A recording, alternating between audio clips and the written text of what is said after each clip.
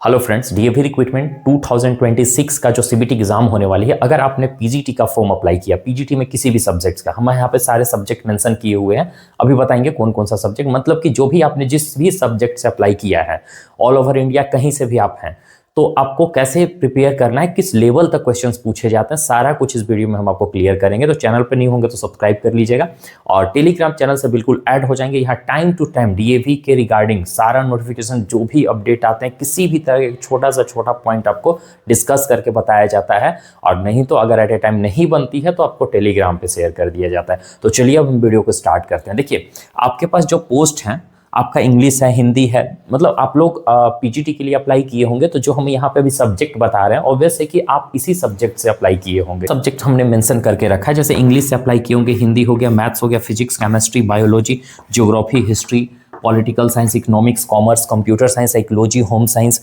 Sociology और physical education. ठीक है, तो ये सारा सब्जेक्ट्स है जो पीजीटी पोस्ट पे आते हैं। और इसमें से आप लोग जितने भी पीजीटी के कैंडिडेट हैं, जो भी अप्लाई किए होंगे, आपका इसी सब्जेक्ट में से कोई एक सब्जेक्ट होगा। अब इस सभी सब्जेक्ट के लिए हम यहाँ पे कॉमन बताने वाले हैं कि आप प्रिपेयर कैसे करें, कौन सा बुक को फॉलो करें, कौन सा सिलेबस, क्योंकि इसका सिलेबस ऑफिशियल आउट नहीं होती है। तो आप सिलेबस को कैसे फाइंड आउट करेंगे, कहाँ से आपको सिलेबस मिलेगा। तो देखिए, हम सिंपल वर्ड्स में आपको बताना चाह रहे हैं कि जो भी आप सिलेबस के बारे में अगर हमसे पूछेंगे कि सर इसका सिलेबस बताइए, ये कीजिए, तो देखिए सिलेबस अगर आउट होती तो हमसे पहले आपको पता होता है, क्योंकि आप उसी पोस्ट के लिए अप्लाई किए हैं। तो आपको ऑब्वियस है कि आप उस सिलेबस को कहीं से ना कहीं से सर्च कर ही रहे होंगे, गूगल पे जा रहे होंगे, तो आपको कहीं नहीं दिखाई दे रहा होगा। इवन कि पीवाईक्यू भी आपको नहीं मिल रहा होगा। तो रीज़न है पीवाईक्यू नहीं मिलने का कि इसका जो एग्ज़ाम होता है ऑनलाइन होता है, जिसके वजह से अगर कोई कैंडिडेट से भी हम फीडबैक मांगते हैं तो क्वेश्चन प्रॉपर हमको नहीं बताकर, पूरा क्वेश्चन लिख कर नहीं बता सकते हैं।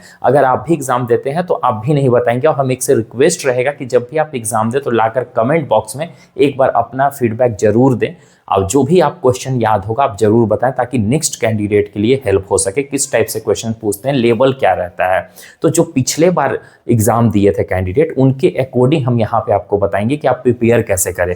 तो फर्स्ट तो देखिए, जो इसका एग्जाम पैटर्न होगा इस बार 25 मार्क्स का होगा, 55 मार्क्स का एग्जाम्स होने वाले हैं। ठीक है, जिसमें दो डिवाइड किया जाता है, टू पेपर 1 में एक और एक आपका पेपर 2। तो पेपर 1 आपका रीजनिंग होने वाला है। ठीक है, रीजनिंग जो कि 15 मार्क्स का है। ये भी आपके लिए बहुत इंपॉर्टेंट रोल प्ले करेगा एग्जाम को क्वालिफाई करने के लिए। अब इसको अगर परचेस करना है तो इसके लिए सिंपली इस नंबर पे आप व्हाट्सअप करिएगा, इस क्यूआर कोड पे पे करके 50 रुपीज़ आप सिंपली पे करेंगे। आपको 2 वीडियोस के साथ एक पीडीएफ भी आपको प्रोवाइड किया जाएगा, प्रैक्टिस सेट, और होप्स हो कि उसी से आपका क्वेश्चंस आएंगे, उसी टाइप के क्वेश्चंस रहेंगे। आपको टाइप बिल्कुल नहीं।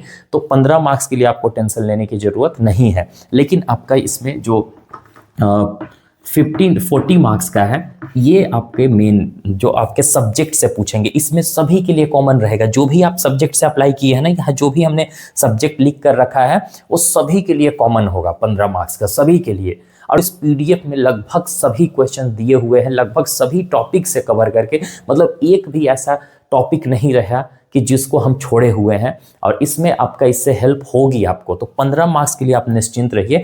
अब आते हैं हमारा मेन 40 मार्क्स पे। तो आप प्रिपेयर कैसे करेंगे 40 मार्क्स के लिए। तो देखिए, इसके लिए आपको प्रिपेयर क्या करना है, आपको तो टीजीटी तो देखना ही नहीं। आपको पता है कि 11th to 12th ये दो आपका जो इंटर होते हैं, इसका सिलेबस जो सीबीएसई का सिलेबस होता है ना, सीबीएसई का जो सिलेबस होता है, आप कोई भी सब्जेक्ट के लिए हम बता रहे हैं ना, ऐसा नहीं कि कोई स्पेसिफिक सब्जेक्ट हम यहाँ पे चूज किए हैं उसको बता रहे हैं। कोई भी सब्जेक्ट के लिए जीटी के लिए अप्लाई किया तो 11-12 ही रहता है, उसमें 11-12 से नीचे तो जाएगा नहीं। तो आप 11-12 का सीबीएसई बोर्ड का जो बच्चे एग्जाम देते हैं +2 में, तो 11th का सिलेबस देख लीजिए और 12th का सिलेबस देख लीजिए। उसी सिलेबस के अकॉर्डिंग आपको पढ़ाई करना है।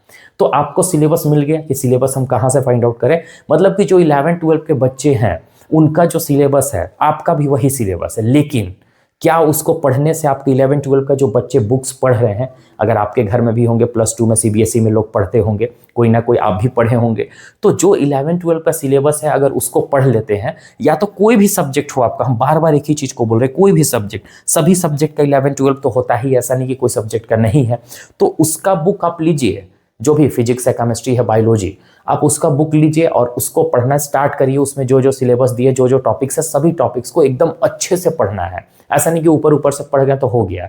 अब उसमें क्या होगा कि आप उसको अगर 11-12 को अच्छे से पढ़ेंगे तो आप 20 मार्क्स सिर्फ ला पाएंगे। अब ऐसा हम क्यों बोल रहे हैं कि अच्छे से पढ़ने के बाद 20 मार्क्स? देखिए 20 मार्क्स तक तो आपके 11-12 से क्वेश्चंस रहता है, लेकिन जो 20 मार्क्स का जो रहेगा, वो इतना ज़्यादा लेवल हाई रहता है, इतना ज़्यादा लेवल, मतलब जो नेट लेवल में क्वेश्चंस होते हैं, ग्रेजुएशन एमएससी लेवल तक क्वेश्चंस पूछते हैं। तो आप समझ जाइए। अब जैसे कि 11-12 में जो भी आपका टॉपिक्स होगा, जो भी सब्जेक्ट से आपने टॉपिक पढ़ रहे हैं, तो जैसे बायो हो गया, फिजिक्स हो गया, केमिस्ट्री हो गया, साइकोलॉजी हो गया, हिस्ट्री हो गया, पॉलिटिकल साइंस हो गया, तो उसका टॉपिक अगर ग्रेजुएशन में है तो आपको उस ग्रेजुएशन लेवल तक का पढ़ना होगा। ऐसा नहीं कि अगर हमारे पास बायोलॉजी की बात करें, फिजिक्स की बात करें, अगर फिजिक्स में आपका लाइट चैप्टर है सपोज, तो लाइट चैप्टर अगर आपका ग्रेजुएशन में है, एमएससी में, तो आपको उस एमएससी लेवल तक का पढ़ना होगा। आई बात समझ में? ऐसा नहीं कि हम 11-12 का सब पढ़ लिए, हो गया, नहीं। अगर आपका कोई भी सब्जेक्ट है, 11-12 में जो भी टॉपिक्स है, उसके बाद अगर ग्रेजुएशन में वो टॉपिक है तो उसको आप ग्रेजुएशन लेवल तक पढ़ें। देखिए लेवल, टॉपिक वही रहेगा, टॉपिक आपका वही रहेगा, लेकिन लेवल जो होगा ना उस टॉपिक का, वो हाई होगा, है ना। ऐसा नहीं कि इजी, कैसे आपको ग्रेजुएशन लेवल तक का पढ़ना होगा। ओके, तो आप मेरी बात को समझ पा रहे हैं कि आप कैसे आपको प्रिपरेशन करना है कोई भी सब्जेक्ट के लिए।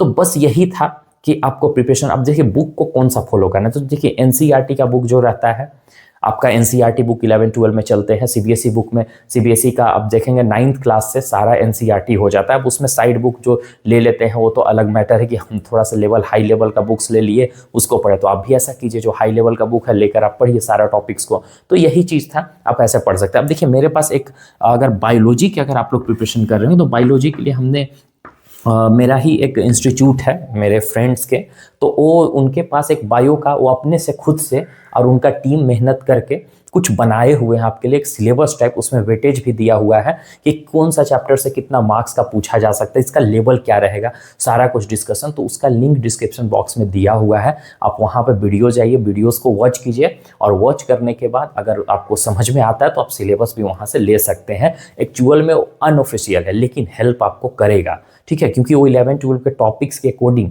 उन्होंने रिसर्च करके बनाया है कि कितना लेवल तक पूछा जा सकता है, क्योंकि उनके पास बहुत अच्छे अच्छे टीचर्स हैं। तो आप उसके अकॉर्डिंग जाएंगे तो आपको 100% हेल्प होगी ही होगी। आप पहले वीडियो को वॉच कर लीजिएगा कंप्लीट, डिस्क्रिप्शन बॉक्स में लिंक हम दे दिए हैं, और देने के बाद आप वॉच करने के बाद आप आराम से जाइए। आप होप्स हो कि आपको बायोलॉजी के लिए टेंशन नहीं लगेगा, बाकी अदर सब्जेक्ट के लिए हम कुछ कर रहे हैं। देखिए थोड़ा सा इस बार मेरे साथ भी कुछ प्रॉब्लम है, जिसकी वजह से हम प्रॉपर वे से आपको हम वीडियोज़ नहीं दे पा रहे हैं, लेकिन टेंशन मत लीजिए, हम जितना हो सकेगा आपको हेल्प करेंगे, ठीक है। तो ऐसे आप प्रिपरेशन करेंगे तो आपका हो जाएगा। अब देखिए इसमें क्वालिफाई करने का सीन क्या है, 15 मार्क्स आपका इधर से आ गया, और 40 नंबर में अगर 20 नंबर भी लाते हैं तो टोटल 35 मार्क्स हो रहा है। तो 35 मार्क्स हो रहा है तो इतना में आप क्वालिफाई कर जाएंगे, है ना। ऐसा नहीं कि आपको टोटल 40 मार्क्स का है तो 40 मार्क्स का ही हमको बनाकर आना है तभी हम क्वालिफाइड करेंगे, 55 मार्क्स का ही बनाकर आना है, ऐसा कुछ नहीं है। आप 60% से अबव ले आते हैं ना तो 100% आप क्वालिफाइड करेंगे। 60% आप इसका फाइंड आउट करेंगे तो 33 आ रहा है, हम 35 आपको लाने के लिए बोल रहे हैं। तो आराम से उतना 15 मार्क्स इधर से कवर किए, 1-2 मार्क्स छूटा, कोई दिक्कत नहीं है, और 20 नंबर का एकदम 100% 15 नंबर का बनाइए, और बाकी जो आपका बच जा रहा है 25 मार्क्स का, तो उतना में आपका आराम से, अगर गलती भी मारते हैं तो इतना आप सब्जेक्ट का नॉलेज होगा, कुछ ना कुछ तो सही होगा। 10 नंबर का तो आपका 25 आ जा रहा है, तो ऑब्वियस है कि आपका 35 किसी तरीका से पहुंच जाएगा। तो आप 35 से एबव माइंड में लेकर चलिए, आपका क्वालिफाइड हो जाएगा। ओके, ज़्यादा टफ क्वेश्चन है, लेकिन टफ एग्जाम नहीं है, तो टेंशन मत लीजिए। ये आपका 20 मिनट्स का होगा, ये आपका 70 मिनट्स का होगा, तो टाइम भी दिया गया है आपको, सो टेंशन लेने की बात नहीं है। ओके।